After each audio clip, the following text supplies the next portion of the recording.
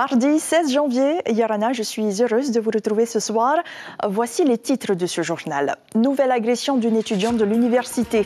L'insécurité est palpable dans les rangs de l'établissement, même si l'agression a eu lieu cette fois en dehors des murs. Les moyens de surveillance ont été renforcés. Sommes-nous prêts à affronter un cyclone? Le pays est exposé au risque jusqu'au mois d'avril. Alors les autorités restent en alerte, mais les quincailleries ne sont pas prises d'assaut. Face à la pénurie de certains légumes, les prix flambent, conséquence d'une météo très instable. Pourtant, les stocks de production de fruits des îles restent difficiles à épuiser. Le président de la Chambre de l'agriculture et de la pêche lagonaire nous donnera quelques explications. Il est l'invité de cette édition. Il clôt une saga de 40 ans sur les planches de la Maison de la Culture. Michel Boujna renoue avec ses thèmes de prédilection, l'intégration des étrangers et le conflit entre générations.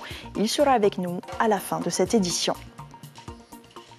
Une étudiante en master victime d'un bikejacking traduisait d'un vol de scooter avec violence.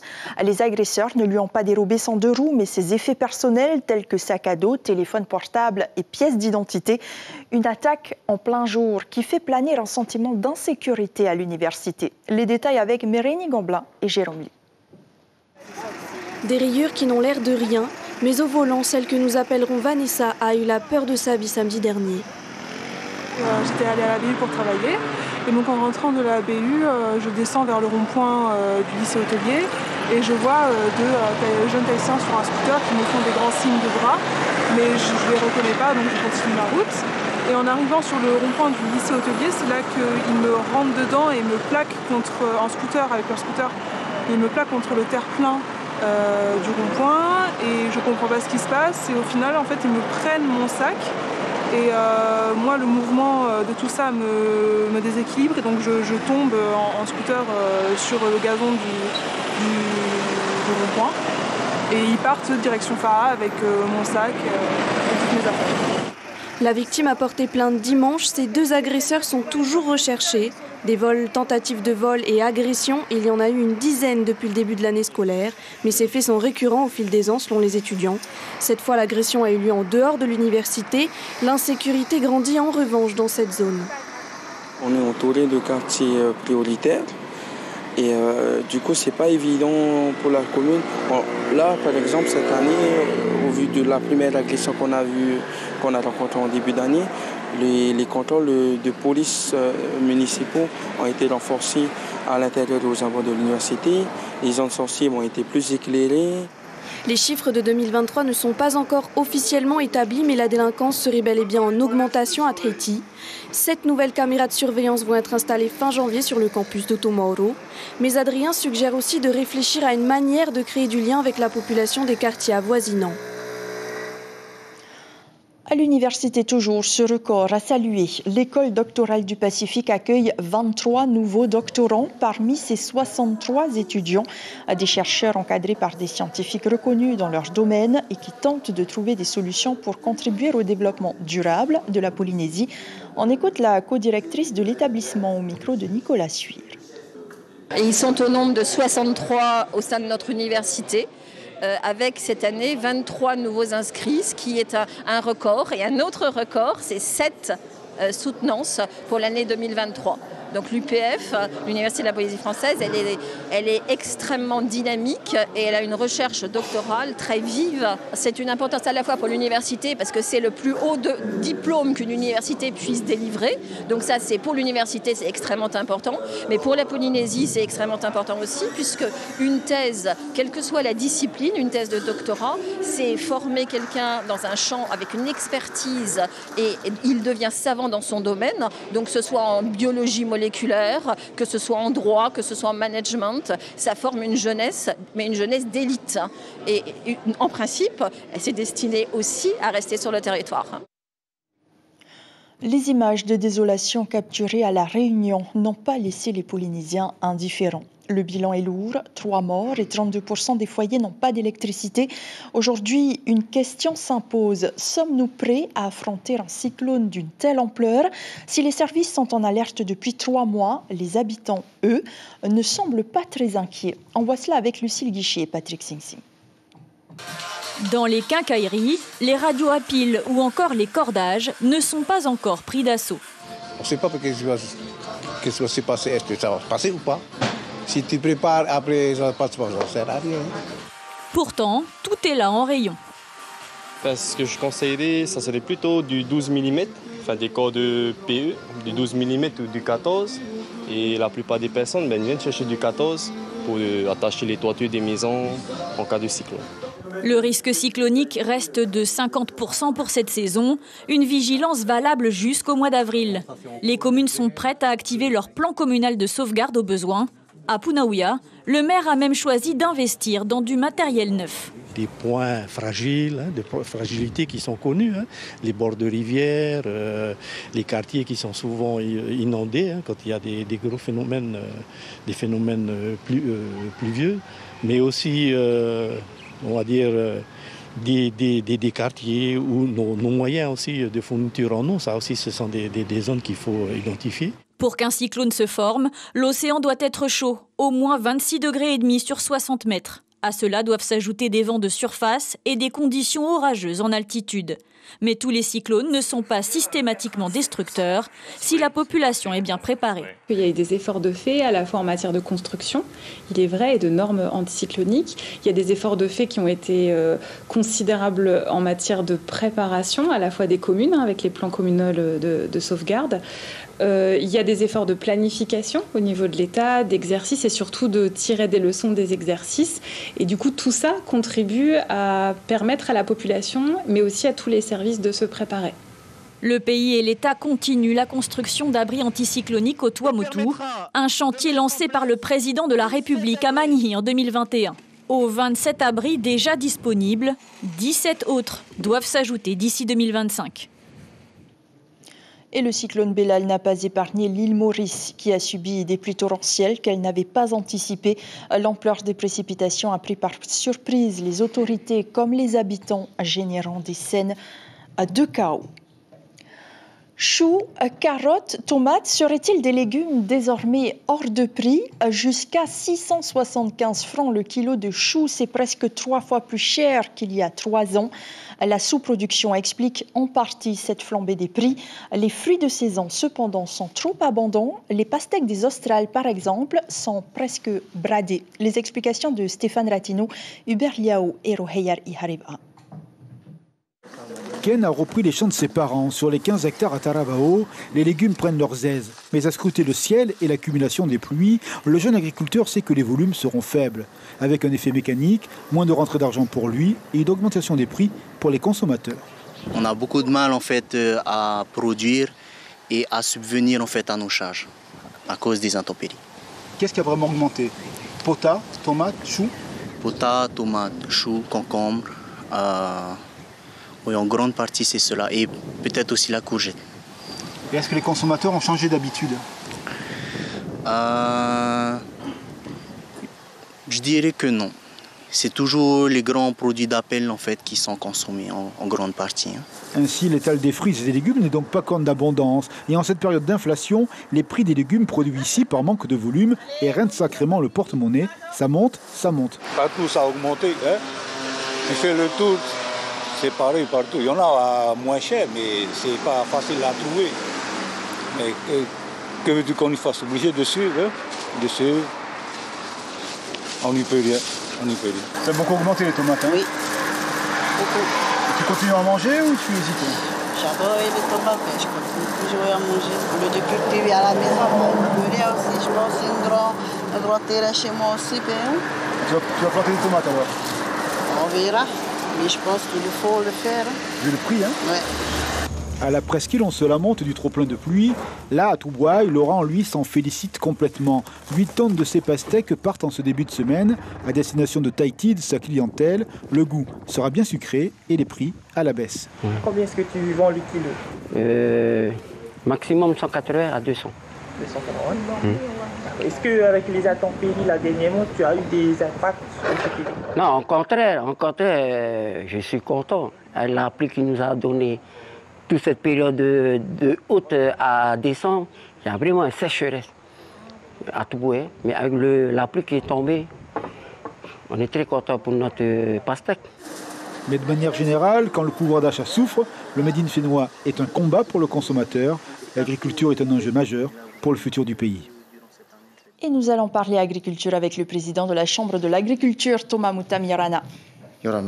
Merci d'être sur Polynésie la Première. On vient de voir dans ce reportage, les agriculteurs ont du mal à répondre à la demande. Est-ce que, quelque part, les techniques de production ne sont-elles pas inadaptées à notre climat tropical ? Oui, effectivement, il ne faut pas oublier que nous sommes en pleine saison de pluie depuis quelques mois de cela. Donc, c'est l'inconvénient au niveau de nos agriculteurs parce que la plantation était en plein champ. C'est ce que nous venons de voir. Il faut les féliciter, ces jeunes-là. Et plusieurs d'autres agriculteurs, ici à Tahiti que dans les archipels, quand c'est la saison des pluies, vous verrez que la production en perte, ils essayent de diminuer les coûts pour pouvoir amortir l'effet. Mais malheureusement, ce n'est pas le cas. D'où nous venons de voir, il y a très peu de légumes, donc le prix a augmenté jusqu'à 2 ou 3 fois sur l'augmentation.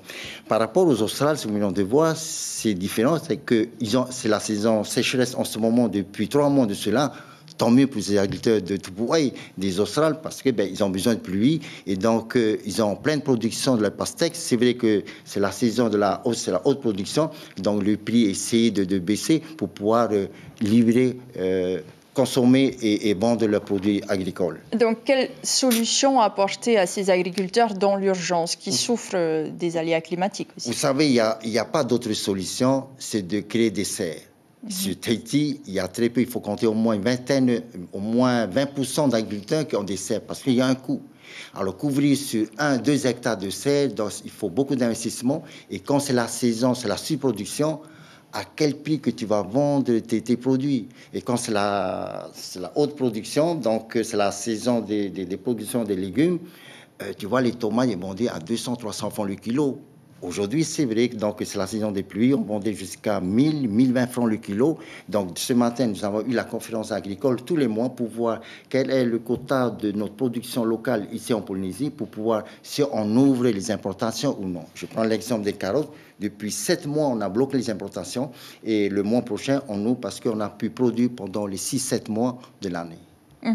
Et est-ce que justement, pendant les périodes d'abondance, les agriculteurs ne peuvent pas préparer la saison de sécheresse, on va dire, ou ce moment justement où l'année où leurs légumes ne produisent plus? Vous savez que même si tu as des plantations sous serre, je prends l'exemple des tomates, ça a été protégé, mais les tomates, ils ont besoin de soleil, de lumière pour pouvoir, au niveau de la croissance, au niveau de la floraison, donc tu as des plants, mais très peu de tomates. Donc ceux qui ont des serres, ils ont pu vendre au moins, récolter entre 30-40%, mais ceux qui sont en plein champ, ils ont tout perdu. Et la preuve que nous venons de voir, donc certains agriculteurs, ils ont pu sauver quelques plantations pour pouvoir vendre et amortir le prix de ce qu'ils ont investi pendant la préparation de leur plantation. Mais aujourd'hui se pose encore la question des assurances que ne bénéficient pas les agriculteurs. Où est-ce qu'en sont les discussions aujourd'hui? Vous savez, depuis même l'ancien gouvernement, donc ils ont essayé de voir avec les assurances qu'est-ce qu'on peut faire. Est-ce qu'on peut prendre une assurance pour pouvoir avoir une garantie en cas de saison de pluie, en cas de perte de l'implantation? Malheureusement, nous n'avons reçu aucune réponse des assurances.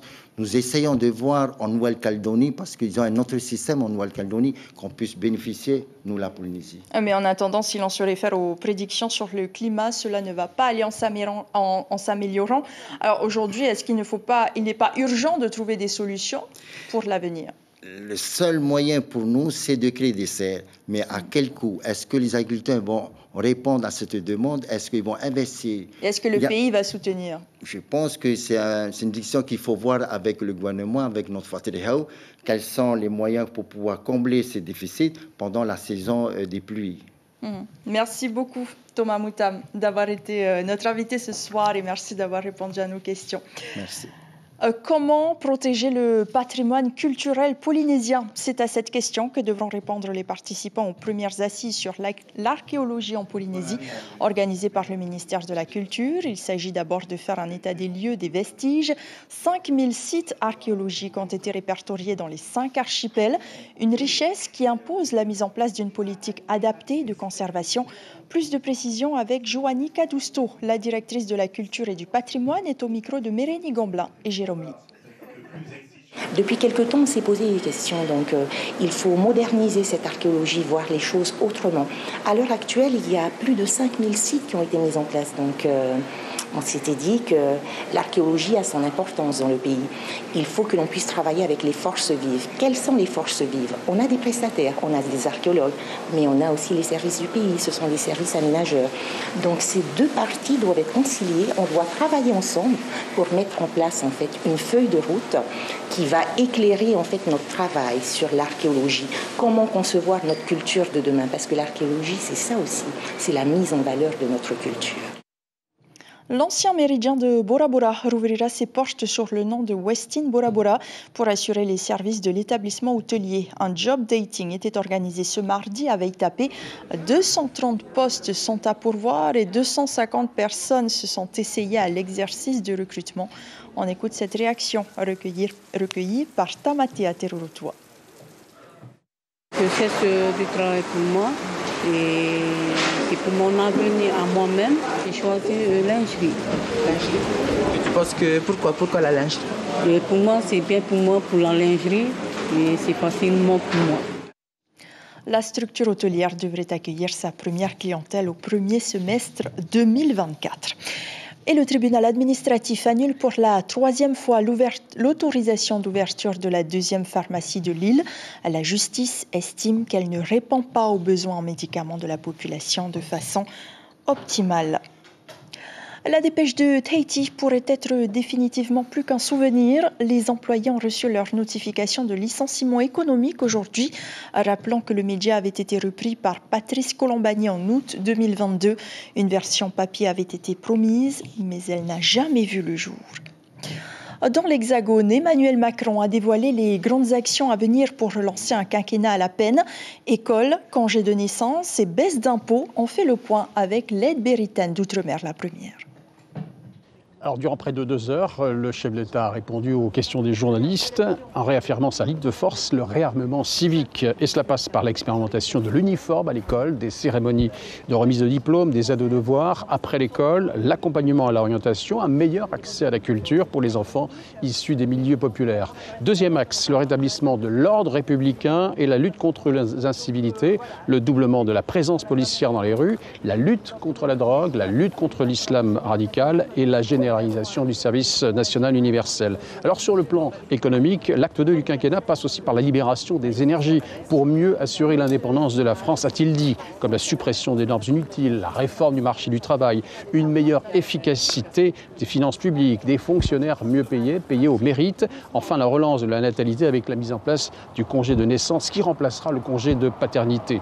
Une attention particulière également pour les classes moyennes avec 2 milliards de baisses d'impôts à venir, un discours qui ressemble à la feuille de route que délivrera le Premier ministre. Ce sera le 30 janvier prochain devant l'Assemblée nationale, mais rien sur les Outre-mer et notamment sur la personnalité qui occupera le ministère des Outre-mer. Continuité ou changement? Réponse dans les prochains jours. On change de registre et on va respirer et sourire un peu avec Michel Boujna. Il fait son premier one-man show à Tahiti. Un dernier passage au théâtre avant le cinéma pour dire adieu aux personnages du spectacle qui l'ont fait connaître en 1984. Adieu les magnifiques met fin à la saga théâtrale de près de 4 décennies. Il est avec nous ce soir, Michel Boujna, Yorana. Bonjour. Merci d'être sur Polynésie la première. Adieu les magnifiques, ce sera donc votre dernier spectacle. Est-ce que vous êtes un peu ému ce soir? Oui, ce sera le dernier spectacle avec ces personnages-là, ça c'est sûr. Parce que je ne peux pas m'arrêter de jouer. Je m'arrêterai de jouer le jour où on m'arrêtera, on me mettra en cellule, vous voyez, dans un hôpital psychiatrique. C'est pas prévu pour l'instant? Non, pour l'instant, ils n'ont pas réussi à m'attraper encore. Alors... Mais c'est vrai que c'est émouvant, c'est des personnages que j'adore, qui me suivent depuis très longtemps. C'est mes porteurs de mémoire, c'est mes références. Et ces 3 vieux qui sont des petits vendeurs de pantalons, ils sont très très angoissés parce que ils ont plus de contact avec la jeunesse. En fait, c'est plus un spectacle sur la jeunesse que sur les vieux. C'est par les vieux qu'on parle de la génération des 20-25 ans qui sont complètement perdus, quoi. Qui sont, il y en a un, il a tellement peur de sortir de chez lui à cause des virus, des manifestations, de tout ça, qu'il s'est acheté un scaphandre. Et vous savez qu'un scaphandre dans l'eau, ça va. Mais quand on marche avec un scaphandre dans la vie de tous les jours, dans la rue, c'est très compliqué et c'est très, très lourd. Alors, vous l'avez donc... cette pièce, je le disais, c'est la fin d'une saga. Il y a eu énormément de changements entre aujourd'hui et il y a 40 ans. Le monde a évolué. Qu'est-ce que vous avez retenu pour votre spectacle? De quoi vous avez envie de parler? Beaucoup de la perte de repères. Et par exemple, Guigui, qui est un des 3 personnages, il a une fille qui s'appelle Rebecca. Elle s'est mariée déjà 4 fois. Et elle a eu 4 enfants avec chacun de ses maris. Et comme elle ne veut pas que les enfants souffrent, elle habite avec donc 16 enfants. Et puis aussi avec les anciens maris qui restent avec elle pour habiter, qui se sont remariés, qui ont eu des enfants. Donc quand il arrive pour la voir, ils sont 40 à table. C'est plus une famille, c'est une tribu. Et il y en a même un qui est par terre, qui joue avec un téléphone et il dit « Mais c'est qui ?» Elle fait « On ne sait pas. » Il est là depuis 2 ans, mais on l'aime beaucoup, on l'a gardé. Donc, si vous voulez, il y a le sujet tout le temps du spectacle, c'est le décalage formidable qu'il y a entre les modes de vie. Mais on ne peut pas savoir où on va si on oublie d'où on vient. Les racines, c'est ce qui nous construit. Un arbre qui n'a pas de racines, il meurt. Alors justement, la question de l'identité qui est chère à votre cœur est aussi complexe en 2024 qu'elle l'était en 1984. Oui, oui. Et alors avec les progrès technologiques et tout ça, c'est encore pire. Parce que même la langue a changé. Il y en a un un de ses petits-enfants, quand il parle, le grand-père, il ne comprend pas un mot. Un mot. Donc il est complètement perdu. Et la détox, par exemple. Dans la génération de mon père, la détox. Alors le grand-père, il va faire la détox dans la montagne pour voir comment c'est. Et il se lève le matin, on lui donne un jus de radis. Et c'est tout, il croit que c'est un médicament, lui. Non, c'est ce qu'il va manger jusqu'à midi. Et quand il revient, ils le font marcher dans la neige. Et quand il revient, à midi, vous savez ce qu'il lui donne à manger? Un jus de radis. Le type, il veut le tuer, le type de la détox. Vous voyez? Et donc, c'est toute une culture qui change. Aujourd'hui, on fait de la détox. Vous voulez maigrir? Mangez moins. Que vous cassez la tête à... Et en plus, ça coûte des fortunes, la détox. Je ne sais pas si ça existe ici. Ça existe tout à fait. Ça existe ici. Eh bien, ça coûte des fortunes. Les types, c'est de l'arnaque. Parce qu'on ne mange rien.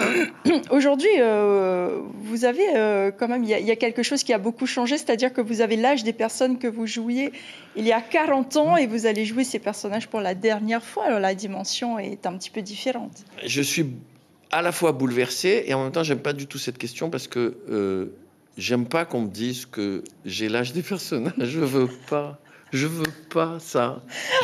Moi, je me vois pas comme ça. Parfois, je vois il y a pas longtemps, là, je viens de finir de tourner un film avec Claude Lelouch. Je viens de voir le film qui est fini de monter et tout ça. Et je me suis vu à l'image. Et j'ai dit à Claude Lelouch, t'as trafiqué l'image, c'est pas vrai. Je suis beaucoup plus vieux à l'image qu'en vrai. Il me dit non, c'est toi. Et on se regarde pas, on se rend pas compte, on se voit pas. Parce que moi, je pense jamais au passé. Je pense jamais au temps qui est passé. Je pense au temps qui me reste. Je pense au temps que j'ai encore à jouer, à faire rire, à raconter des histoires, à vous rencontrer, puisque c'est un vrai plaisir. C'est un plaisir partagé, c'est ce qu'on retiendra. Merci beaucoup, Michel Boujna, d'avoir été avec nous ce soir. On vous retrouvera sur les planches du Grand Théâtre de la Maison de la Culture samedi 20 janvier, donc à partir de 19h30. Et c'est ainsi que se referme cette édition. Nous retiendrons cette information principale. Nouvelle agression d'une étudiante à quelques mètres du campus. Une jeune femme s'est faite plaquer au sol sur son scooter par 2 individus. Sac volé, séquelles psychologiques. Les associations étudiantes dénoncent des attaques de plus en plus violentes et appellent à la vigilance. À la une de votre quotidien demain, cette interview exclusive de celui que l'on surnomme le Spartan, Michel Bourrez. Ce soir, retrouvez une nouvelle série sur la première, Vision, puis testez votre logique, votre sens de l'observation et votre bon sens avec l'émission 100% logique. Voilà, merci de rester fidèle à votre chaîne publique. Très belle nuit, portez-vous bien et à demain.